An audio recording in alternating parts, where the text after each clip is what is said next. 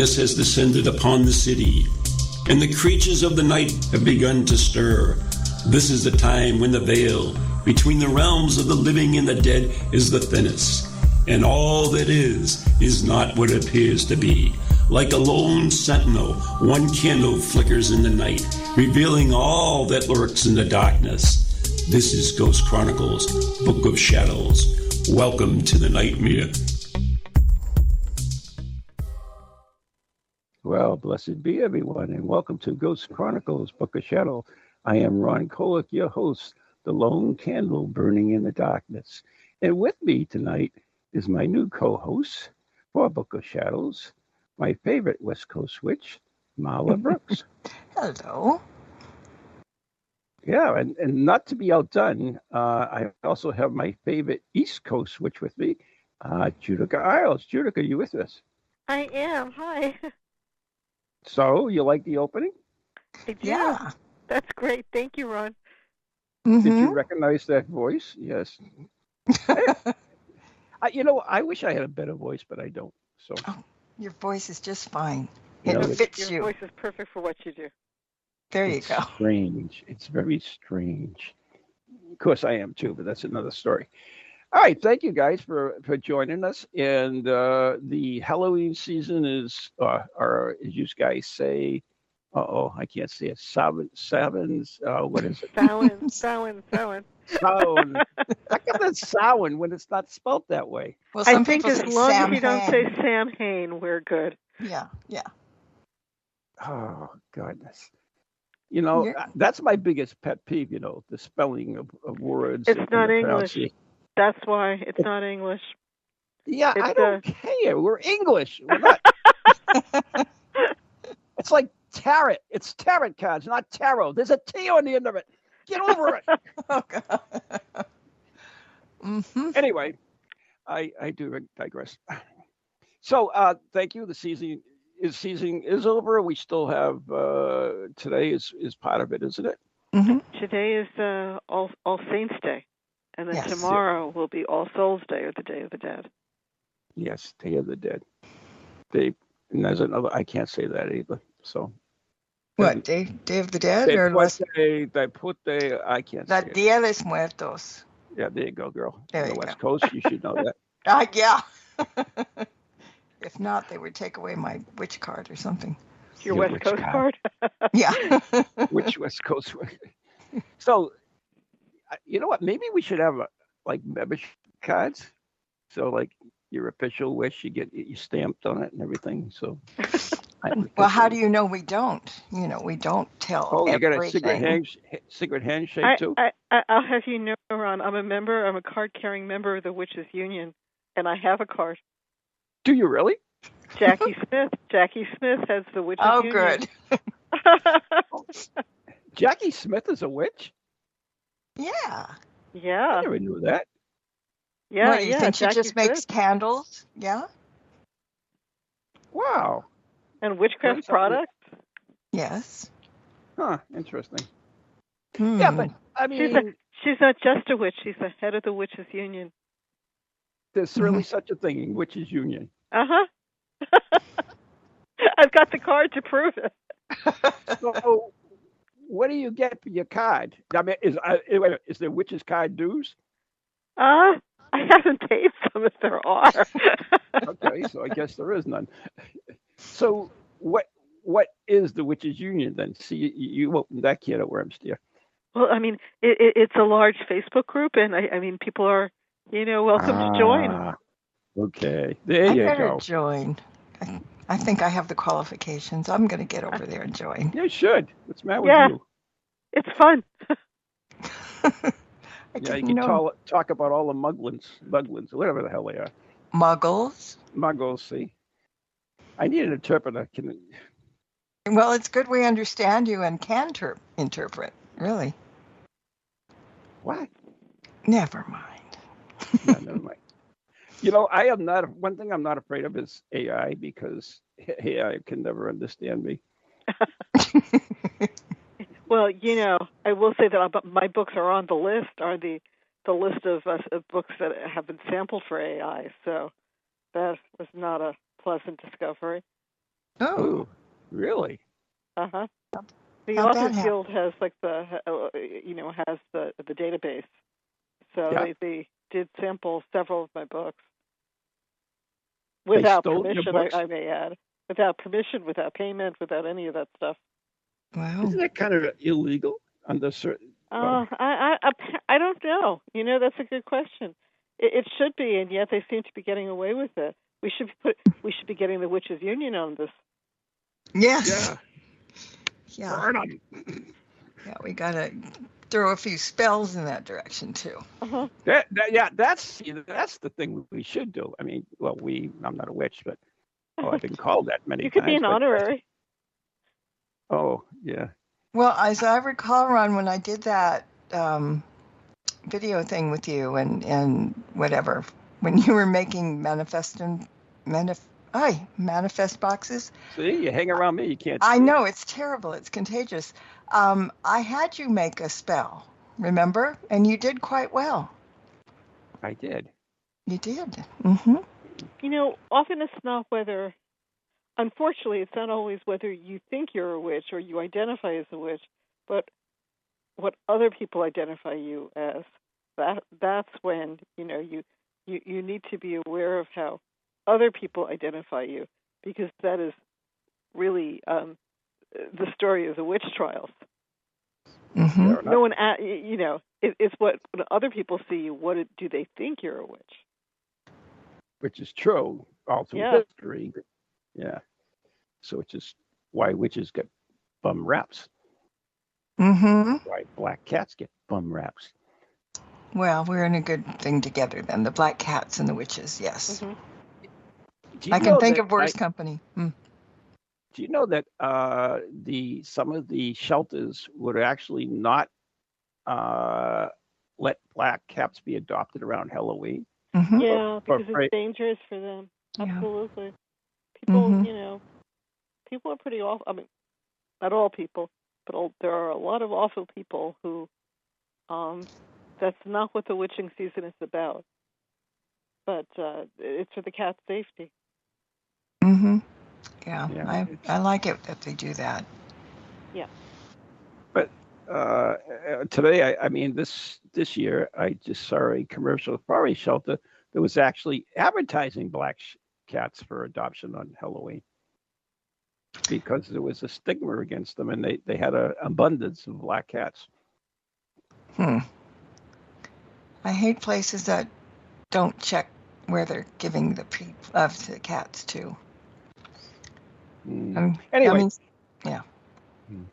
So Judika has written a bunch of books, and I have one of them. I think at least one of them, and it's like a huge book. It probably weighs 600 pounds. And how do you write a book like that? Do you know the book I'm talking about, by the way? Because I can't remember the title offhand. I'm going to guess you have 5,000 spells. Is that the one you have? Probably. It's a huge book. Because I have two books that are over 1,000 pages, and another one that's over 800 pages. So it could be any of those, but most people who know me have Encyclopedia of 5,000 Spells. The writing is not, it's the researching that is really the lengthy process more than the writing. And I love researching. I love that part of it. Writing to me is work. The researching is, just exciting. It's intellectual archaeology. You just go down a rabbit hole and see what you can find, and then you can see whether you can verify it, and are there other sources, and you just, there's so many interesting things in the world. So that's just, it was written from love and curiosity and passion. Mm-hmm. I got to ask you this, Judika, because I love research too. I mean, Yeah. I'm like you. Yeah. But people that I know, if they tell me something that sounds a little bit off, Yeah. I always go and check it out. And Me they get too. really mad. Yeah. They get angry and they say, "What, you don't trust us?" And I said, "Well, what's your source?" But it's not about trust. It's not Yeah. about trust. It's just making sure it's accurate, Exactly. and Yeah, but you can't tell them that. They think that, you think we're stupid. I said, no. And then I said, well, when I write books, I have to like keep track of the sources. And right, so I said, right, that's just part of my life. I right. I said, mean, it's not right. personal, but they get really upset every time they see Well, me yeah, grab the, but doesn't that make you wonder? yeah. I mean, why are they getting upset that you're checking it? You know, Hmm. Well, I have for my. I mean, my books are popular encyclopedias. They're not academic books. And Hmm. sometimes people want, why isn't this footnoted? Why isn't this footnoted? Well, I Yeah. mean, for one thing, if it was footnoted, it would double in size. Hmm. yeah, And it was that's written. for It was, sure. yeah, and it was written for people to read and enjoy and to use. It's not written. It wasn't written so that I would get a degree. Yeah. Um, but all my books have really extensive bibliographies. Hmm. All my sources are there. And if you if you look into the bibliographies, you could pretty much trace a lot of what I've written. Um, I, it's fine. I mean, it's what people should go looking because maybe you'll find something else that's interesting. Hmm. The problem is, though, people say, "Oh, well, what's your source?" I say, "Well, I read it on the internet." It's like, "Oh God, Hmm. please excuse me," because books Yeah, require a lot more effort and usually involve more than one person, whether it's in the editing phase of it or the writing phase of it or even and, the researching phase of and it. So, and you should read more than one book. Also, I mean I I find that a lot of people today what they're doing is they're looking for books that validate what they already believe. But good Hmm. point. you should read books that challenge you. And sometimes you read a whole book and there's one thing in there that made it worthwhile to read. So you need to be exposed to different perspectives, different experiences, because that's how you find out what your perspectives are by having, even if you disagree with something, then you have to think, why did I disagree with it? What about it did I disagree with? It's I mean, that's how you grow. Exactly. I mean, people, uh, when I started get involved in the paranormal Hmm. in my life, I never was really interested other than in passing, other than I have a very Right. curious mind.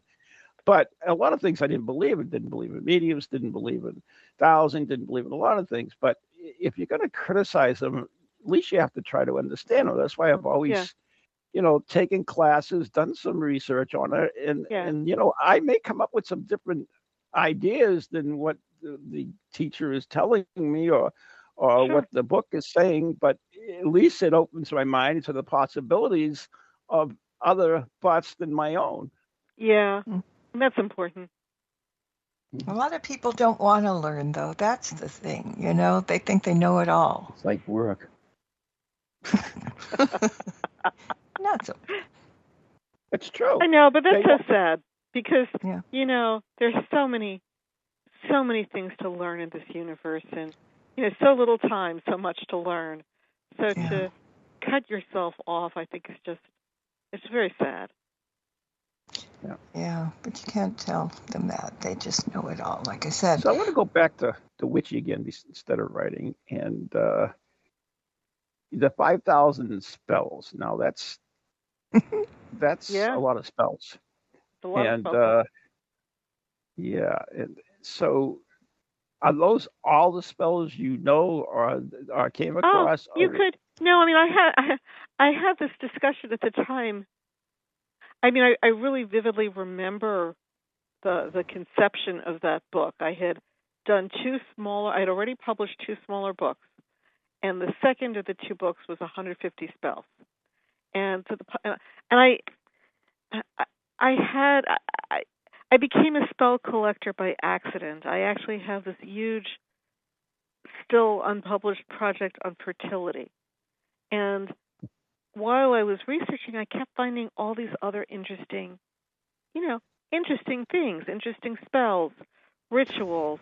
And in the beginning, I was like a horse with blinders on. I if it wasn't what I was focused on, I didn't pay attention to it. But then I felt bad because there was so much interesting stuff that I kept. I would write them down on file cards, and I would put them away because someday somebody will need this or want this. Maybe I will want this. And so the publisher knew I had these boxes and boxes and boxes of spells, and he started talking to me about Marla. I don't know if you know Greg Brandenburg. This is Greg Brandenburg. He started, we did 150 spells. Could you do 500 spells? Could you do 1,000 spells? Could you do 5,000 spells? At one point, we were up to 10,000 spells. Oh, my gosh. I kept going, yeah, because I actually wanted to go back to the fertility book, but he talked me into it. He hooked me. The thing with spells is spells are like the grains, it's like the grains of sand on the beach, the stars in the sky. There's always another one. You could create a new spell every day. We can all, because spells are created by people over the centuries. Why don't you actually explain what a spell is for okay, so before I explain what a spell is, I have to explain what magical energy is, because spells are an attempt to use magical energy. Magical energy is something that is not created by people. It is a natural force in the world that is just sort of there, and you can be conscious of it and try to bend it to your will, or live in harmony with it, swim with the current, and have it work for you, or it can just be going on in the background. And I always compare it to radioactivity, to radioactive energy, because that's not something that was known centuries and centuries and centuries ago. That's Marie and Pierre Curie. And when Marie and Pierre Curie said that there was this force, this energy in the world, and they were going to extract it, people laughed at them. People ridiculed them. They mocked them until, it was proven. So you can't spell it, you can't taste it, you can't, they just knew it was there. And they did end up proving it. Well, magical energy is this force of energy. We don't have a word for it in English, but they do have words for it in other languages. It's part of it in Egyptian mythology. They call it Heka, Heka. And ancient Egypt, there were many creation stories. But in one of the creation stories, the Creator has created the universe and has looked out upon it and has realized that all is not good, and that the human beings in particular, his creations, or their creations, the humans are in for heartache and disappointment and trauma. And so the last thing to be created is Heka, this energy that it was created to ward off the harsh blows of fate. And so magic spells are an attempt to take a conscious attempt to take this energy and use it to either provide something we desire or to ward off something we're afraid of. I mean, those are the two big motivators for spells: fear and desire. We want safety. We want love. We want money. Or we don't want to get sick. We don't want to go bankrupt. We don't want, the neighbor across the street to harass us. So it tends to be, one or the other. Those are the big motivators. Everything, magical energy is everywhere. It's in sounds. Like the ancient Greeks used to believe that vowels had magical power. It's in colors. It's in numbers. It's in it's in us. I mean, we all have our innate magic power. And one of the nicest things, I think one of the best things about spells, it's a sort of inner alchemy. It's for us to find out what's your power. Where it's like digging to find out what is your special power, because we all have. It may or may not be developed, And it may or may not be the same thing, but all of us have some sort of magical power. You. And sometimes people say that spells are like prayers. We're Yeah. asking for something, but the difference, I think, is that when we ask for it, we don't ask for somebody, a supreme being, to do it for us. We ask for the knowledge to do it ourselves. You know what I was taught about the difference between prayers and spells? Mm. A prayer is a request. Mm-hmm. A spell is a demand. Of the universe, not necessarily. And there are spells that incorporate sacred beings of all kinds. Yeah. But and a lot of spells that don't. But this, you are putting it out to the universe that you see yourself on a path, and it's not a path you like. You want to be on a different path. You want to be on a path of prosperity or beauty or some sort of satisfaction or safety. And so using, to the best of your ability, you are going to make it so and ward off the harsh blows of fate. That's really a mindset more than a spell, though. I mean, it's like the cigarette where you think negative. I mean, the secret about the secret is that it's rooted in metaphysical practices that maybe they're trying to whitewash a little bit. But people ask me all the time, do you have to believe in a spell for it to work? Mm-hmm. And no, you don't have to believe. I mean, there is a mindset, but it's not the one people expect sometimes. You don't have to believe that the specific spell will work for it to work. What you do have to, it has to be knowledge. Because belief, we believe what we want to believe. What do you know? You have to be willing to accept that life might get better. It could get better. Mm-hmm. Because if you're convinced that I'm doing it, but it's never going to work. I'm doing it, but there's no such thing as magical energy. I'm doing it, but I'm doomed. If it sometimes becomes a self-fulfilling prophecy then. Like, you're so invested in it not working that you're not even giving it a chance to work. We'll say spells are thousands and thousands of years old. The spellcasting in general. That Egyptian myth is very, very old, thousands of years old. And there are spells that have, even though they've evolved in form, they've been used for thousands of years. If they never, ever worked for anyone, no one would do it. Mm-hmm. So, what's the difference between a spell and a curse? Oh, okay. A spell could be anything. And a spell is conscious. You cast a spell, like a spell that people don't realize is a spell often is a birthday cake when you make the wish with the candles. That is, you focus on your desire. People don't think of that as a spell, but that's a spell. A curse can sometimes be spontaneous. You don't have to plan it. It can just come out of you if you're angry enough. A curse is targeting your energy to wish ill on someone else. May you get what you deserve. That's my favorite curse. Yeah, well, some people should get what they deserve. But may you be unhappy forever or something. Curses tend to be verbal.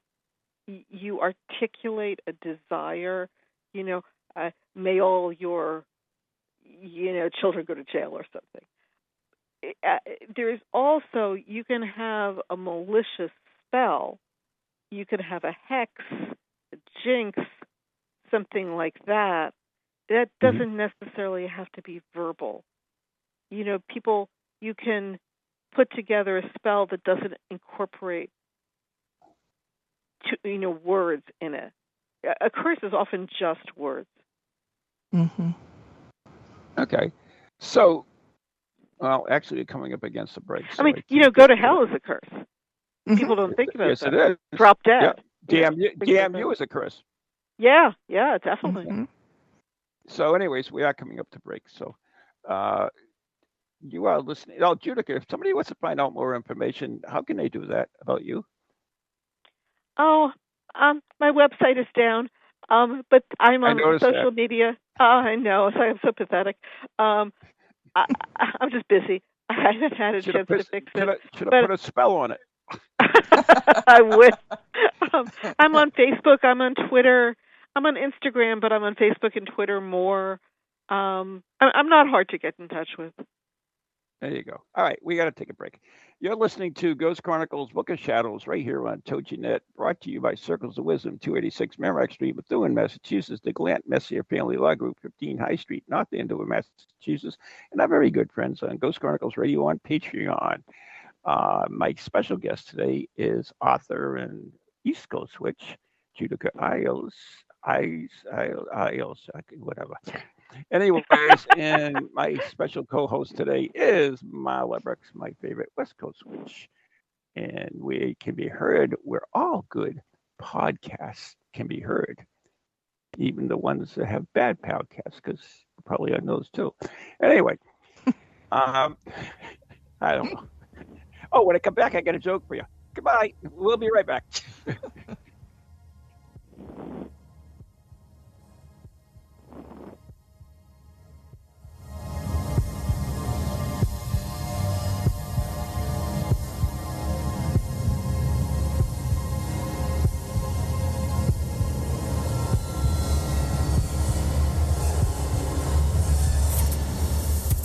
Do you have a paranormal event, book, or something else you want people to know about? Then why not advertise it on Ghost Chronicles Radio? With over 150,000 downloads a month, get your message out to an audience that's interested in the subject. We have a plan at a cost that fits your needs. For more information, contact Ron Kolick at anyghostproject@comcast.net or call 978-455-6678. Located in Illinois, there lies a sleepy little town where nothing is a common occurrence. You going to that party in town tonight? Heck yeah! I only turned 18 once. That is until the night of celebration. Where the hell is she? Oh no. No, Jessica!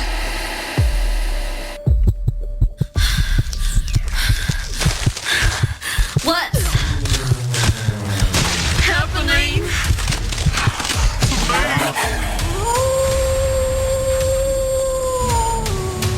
From the creators of Shadowhunters, Bite Me, comes a tale of primal terror and grindcore mayhem. Shadowhunters, kill, Jessica, kill!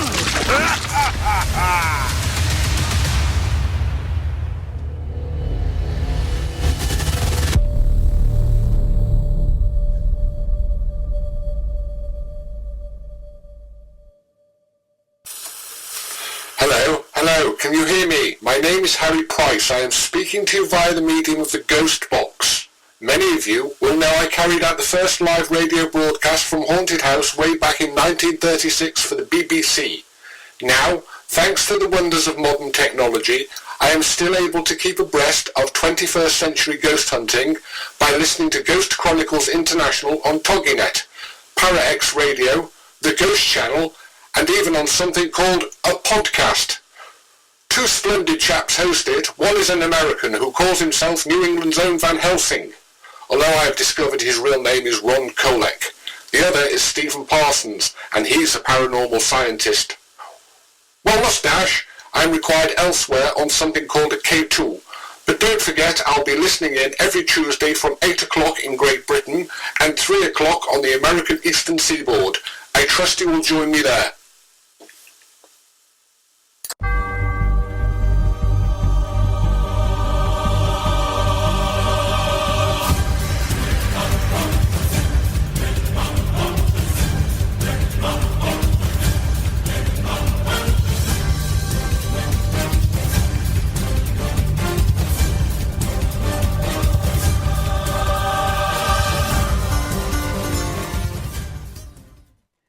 And welcome back. This is Ron Kolick, and that is the theme to Van Helsing. Why not?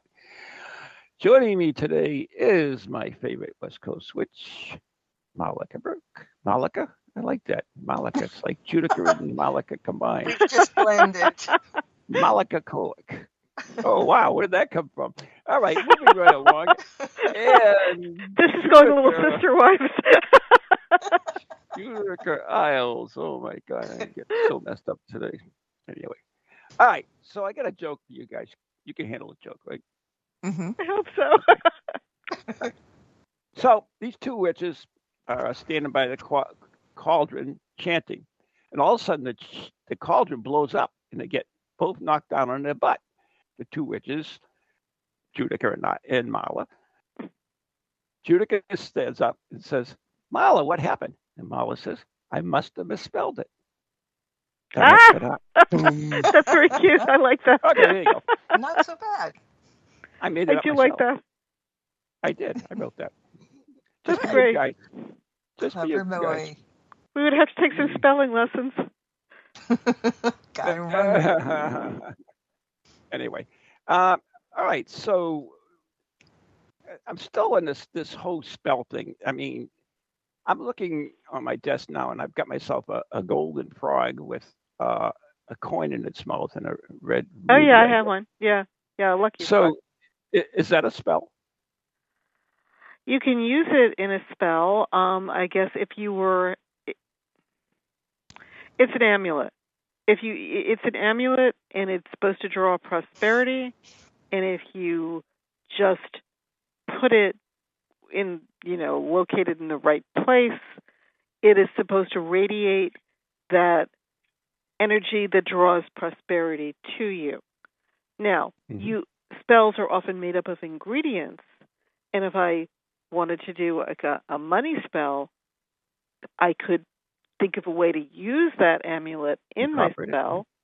Or if you were a lot of stuff is mass.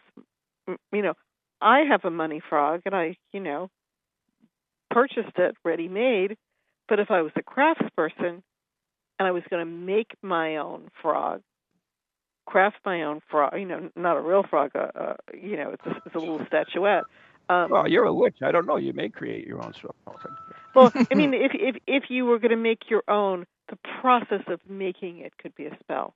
Does that make sense? In other words, I've got a basket of tomatoes downstairs, in my kitchen. The tomatoes themselves, like everything radiates a kind of power, but it's just sitting there quietly radiating some power. And the example I give is we have all walked into a room that felt really good. You were nervous, but now you walk into the room and you're feeling, you feel empowered. And we have all walked into a room and felt uncomfortable. We have felt, what I came here to do something, and now it's not going to go the way I wanted to. And often it's just a matter of reorganizing some things. But what you're feeling there is the magical energy. You might not identify it, depending on, your mindset. You might not identify it as magical energy, but we're surrounded by it all the time. If your life is not what you want it to be, sometimes you need to change that magical energy around.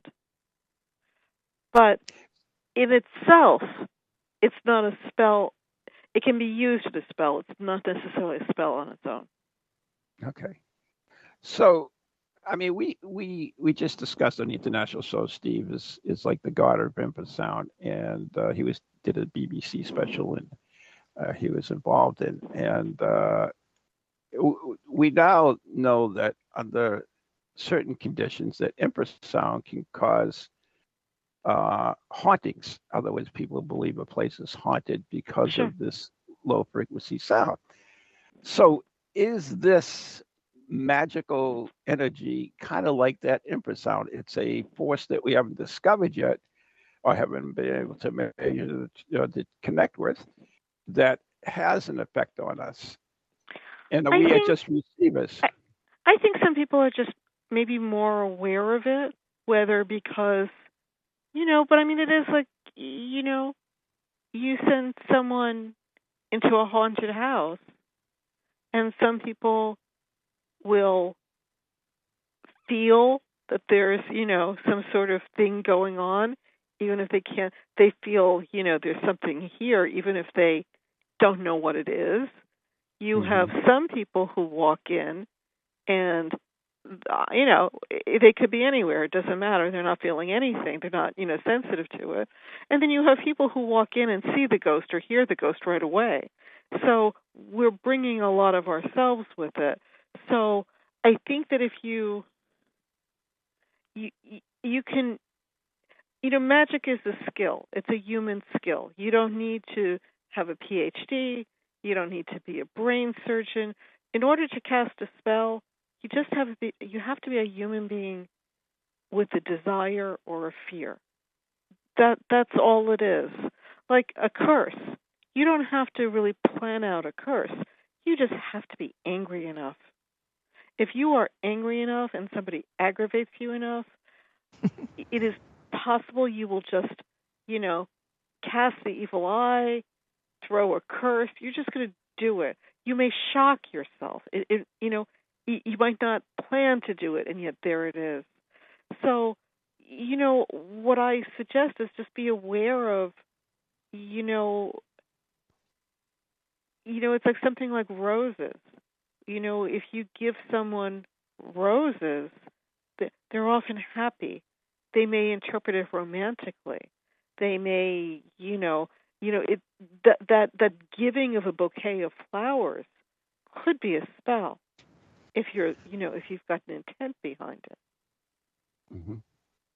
But I mean, we look at curses or what's the other one we were just talking about where you wish someone harm, but yeah, that person who is the subject of these particular things, or even a love spell. Let's go to the positive side. The love spell. Well, love spell isn't always positive. Often how are they affected, though? I mean, how can they be if we have independent choice and we can do what we want? And because I think, but we're affected by things every day. We're affected by, this is not. I mean, the thing with magic spells, and I don't say this as a cop-out answer. They're mysteries. It's not a science project. I always tell people that it's not like when you look at, if you look at my book, it'll look a little bit like a cookbook. There are recipes and formulas, and so you might think it's like a recipe. And if you buy a box of mac and cheese, and it will, or a cake mix, there'll be instructions on the back. And if you follow the instructions on the back, it is a little like a science project. Barring unforeseen circumstances, you should receive something, you should produce something that looks like the picture on the front of the box. Do this and get that. It's pretty straightforward. Spells are mysterious. Sometimes they work better than you expect. Sometimes they don't work. I mean, anybody who tells you their spells work 100% of the time is lying to you. Yeah. Nothing, But I mean, that's the same with the pharmaceutical. If you have a headache and someone hands you an aspirin and that aspirin doesn't work, it doesn't mean that a Tylenol won't work. It doesn't mean that essential oil of peppermint won't work. It doesn't mean that aspirin might not work again. If you try it again next week, maybe the aspirin will work. Spells are more like that. If they were entirely predictable, they wouldn't be magic. So how does it work? For whatever reason, these roses are often used in love spells. Apples are often used in love spells. The color red is often used. And for whatever reason, they do have an impact, and you can cast a spell on someone. You can make someone, you can make someone love you, but you can't make them love you like you want them to love you. They can only love you the way they're capable of loving you. Love spells aren't always a good thing. Love spells are often, you are in a relationship with someone, it's not working. One person really wants the relationship to work.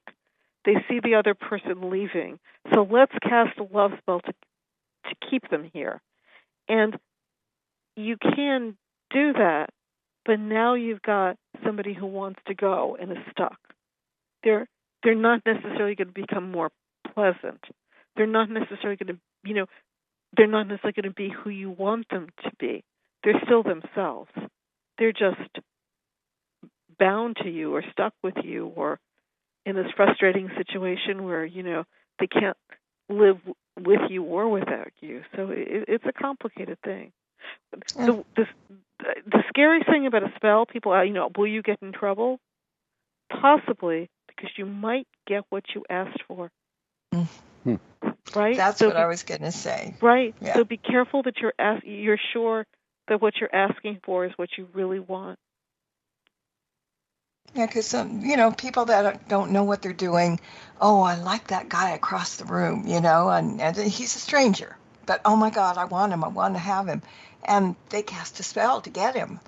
And they get somebody that maybe isn't good, could be a serial killer for all you know. Right, that's what I was just thinking of. Every serial killer with the wife, at one point she wanted to marry that guy. Yeah. Yeah, so, I don't like love spells, basically. I mean, yeah, they're okay, but people that know what they're doing, it works better than people that I like just spells say, where you ask the universe to send you the right person. Mm-hmm. I like those. Or where, there are spells where you can, create a wish list of attributes and things, I don't want, and you put that out into the universe, and that person should you can draw also that ask, person. Yeah, and you can also ask for help to be more attractive to people. You take care of yourself. So, yeah, those kinds of things. Isn't that more about the person than the physical spell itself? I mean, we have visualization boards where we put our wishes up on the board. A visualization board is, in theory, a type of spell. Mm-hmm. Oh, it is? Yeah. Let me tell you, there are a lot of people casting spells who don't know they're casting spells. Yeah, exactly. And if you remind them, they get scared. Yeah. Uh-huh. Mm-hmm. I would love, as a scientific experiment, was to take a particular spell and have X number of people do the spell and see what the results were, and then try to determine what the causal effects of the people casting the spell versus the spell itself, because they're all casting the same spell. You could. And you could probably do that with something like a money spell, like something, and money spells and prosperity spells are not the same thing. A money spell, sometimes it's a quick fix. I need $500 by the end of the month because otherwise I'm going to get evicted. The problem with that is that the unpredictable factor is the spellcaster.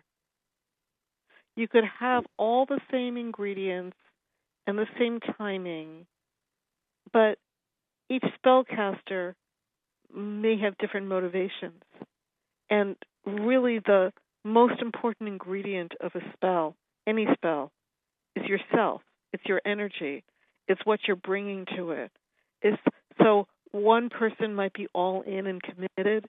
Another person is hoping that the spell won't work because they don't believe in them. Another person is a little afraid of spells, so it's like driving with the brakes on. So that's the issue. It might be interesting to see if you could get a person.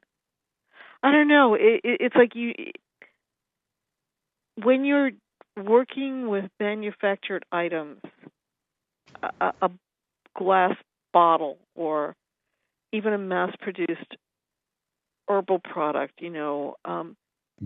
there's a homogeneity. It's the same. But once you are involved with people and with, some plants are stronger quality than others. Some people have an affinity for. Everybody has an affinity with some ingredients. So some people, if you've got, let's say, lavender, some people on lavender, like they're just going to work really well together, and somebody else might not. It's an art, it's not a science. Mm-hmm. Well, that's kind of tough. Well, Yes. it's not a science. I mean, that's that's one of the, science that has to work with scientific method. You have to be able to reproduce it. Reproduce, exactly. Which is right. I mean, you can't have a vaccine that, in theory, works a little different for every single person. I mean, that would be a problem. Although there are exceptions, right. we know that. But I mean, it's a problem. But I mean, a magic spell. But that's what a magic spell is like. You have to find the spells that work for you. What are your skills? What are your weaknesses? Mm-hmm. So, do you have a favorite spell? I don't know if I have a favorite spell because it depends what you. I have favorite types of spells. Okay. I like water. I like spells that you can cast at the beach or you can cast in the bathtub. Those are sort of my favorites. I like herbal concoctions. I like, I make my 4 thieves vinegar every winter, and I enjoy doing that. I like cleansing spells. For a long time, candle spells made me nervous because I live with a lot of paper, and so anything where yeah. Well, a spell that burns down your house is not a good spell for you. So, but I've gotten better with them. I'm happier with them. So it's a good thing. So here's an example. There's a nice banishing spell in my book, 5,000 Spells. And I say it's a nice banishing spell because most banishing spells are not nice. You just want to get rid of someone. But this is a San Alejo spell, and this spell is intended for someone who you love. You don't want anything bad to happen to them. This is your brother-in-law who won't get off your couch, or somebody has moved in with you, and you really need them to leave. And what the San Alejo spell does is it gives them a good reason to leave. All of a sudden, your sister has invited your brother-in-law back home, which is what he wanted anyway. Or the guest who doesn't leave gets a great job, and they're apologizing to you because they're so sorry. They know they've been such a great guest, but they have this great job and they have to go. And it's a candle spell. And the first time that I did it, my arm was in a cast, and I was just so terrified of burning myself, the house, that I couldn't focus on the spell. Mm. But the spell worked because my goal was not to burn the house down. That was a real goal. You didn't burn the house down, so and I didn't burn the house down. Did the guests leave? No, but we still had a roof. So, ultimately, I thought I was doing it, but if you examine what was my real fear and desire at that moment, I was really focused on not burning anything down. I then did it a couple years later in another situation where I did not have a cast on my arm. It was in a safer place. It worked. But I was able to focus on the spell itself. Oh, okay. See, if you burnt the house down, you actually would have driven the guest away. So you would have, yeah. You would have gotten Unfortunately, what you wanted, right? Yeah. You would have gotten what you wanted. In spades. Yeah. Too much. That's one of those things. Be careful what you wish for. Be careful. Yeah. Yeah. When my wife was working, she had someone at work that was giving her a hard time, and I actually talked her into doing a spell where she took the name and put it in spring water and put it in the freezer, and it worked. That person didn't bother. It does work. Yeah, that one works really well. Yeah, sometimes scary. Well. Yeah. Mm-hmm. I got a story about that, but we'll talk about this some other time. Oh, really? Yeah. I was dumbfounded. Me? That's the only word I can say. But you're right, Ron, because spellcasting ultimately becomes, it's not, I think when you get into it, it stops being about the individual spells and it becomes about a way of life. You're always casting a spell. You're making eggs for your family. You're stirring it and blessing it and wishing them good things. So it's like everything can be enhanced with a spell. Mm-hmm. yeah, I still get back to the mindset of it. I mean, because like even when I cook a meal, I know it's going to taste delicious, and it tastes delicious. Mm-hmm. Working on a home improvement project, and it'll come Right. out fine. Even if I have problems along the way, I always come up with solutions to fix these Sure. problems before the finished product. So in a lot of ways, it's kind of like mindset is almost a spell in itself without the physical apparatus of Well, it's also personality traits because what you're describing, it's a combination of flexibility, spontaneity, will, determination. You're doing that home improvement project, and it's going to work. Even if you have to be flexible and adjust it, even if you have to, it's not necessarily that here are the instructions and I have to do it exactly like this, and I don't care if I'm having trouble. I'm just going to do it like the instructions say, and then, it may or may not work out. But what you're describing is the best kind of spellcasting mindset. That's like Mala has a new book coming, and she asked me for a recipe, and I said, I have lots of recipes, but they're not really recipe because I cook to taste. So it's not anything you could really put down as a spell. A recipe is kind of a spell, isn't it? Well, yeah, it could be. You're following ingredients to make this delicious cake, if that's what you think you're doing. So you've got the ingredients, you're following from a set spell, and you've got the intentions of it being good. And so how is that not a spell? Well, I don't know if baking is the best example because baking has a lot of chemistry, and if you don't have like the correct proportions. But everything in life you said is No, magical. like when you're cooking, like if you're cooking, you can often be spontaneous. You can vary. You don't like salt. You don't have to put salt in it. You have a little more pepper, less pepper, more pepper. Exactly. A spell can become a component of virtually everything. But everything is not a spell, if that makes sense. If it's predictable, it's not a spell. And with recipes, I did 2 cookbooks, and I always say, take the recipe. If you don't like it, alter it. Right. Use it as just the beginning and make it the way you want it better. Right. It's not carved in stone. Yeah, but you get somebody who'll follow the recipe or the spell of cooking, and it comes out crazy. And what do they say? That's not, I followed the instructions, but did they really? Did they have the intentions, which is the other part of? Or the knowledge. I don't think you need knowledge if you're following the recipe. Well, okay, so they have the abbreviation TSP for teaspoon and TBSP. Now we're getting down to semantics. Well, no, but somebody's going to look at one and not know what it is, and so they might put too much or too little of something, and then they say the recipe isn't good. So well, I say simple, although in some ways these are the hardest spells.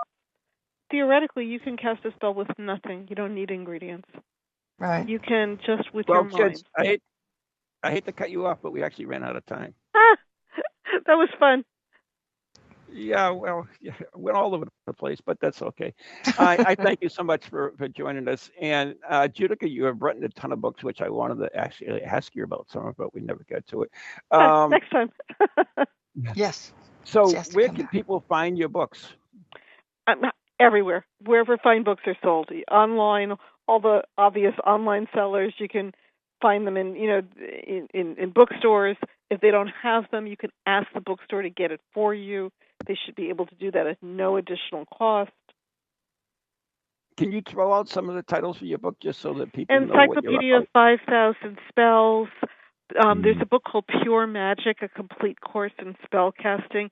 If this is new to you, Pure Magic will teach you. It is a course in spellcasting. It'll teach you whatever you need to know to actually do it in very, clear, accessible terms. Encyclopedia of Spirits, Encyclopedia of Mystics, Saints, and Sages. Daily Magic. There's a spell a day in that one, or a ritual a day, and some recipes, food recipes.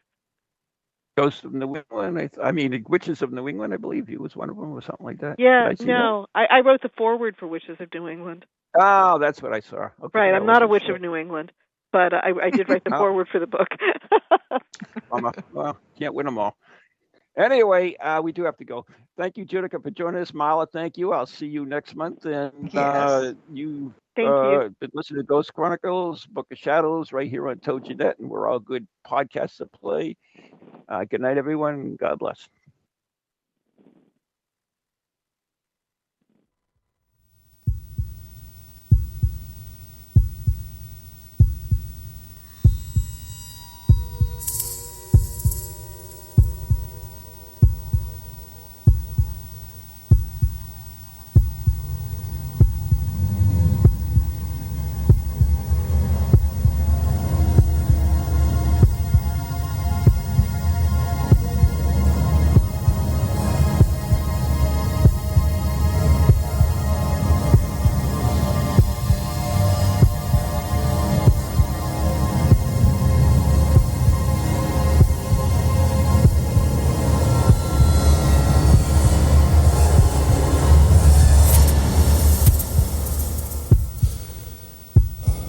From ghoulies to ghosties, long-leggedy beasties, and things that go bump in the night. Deliver us, good Lord.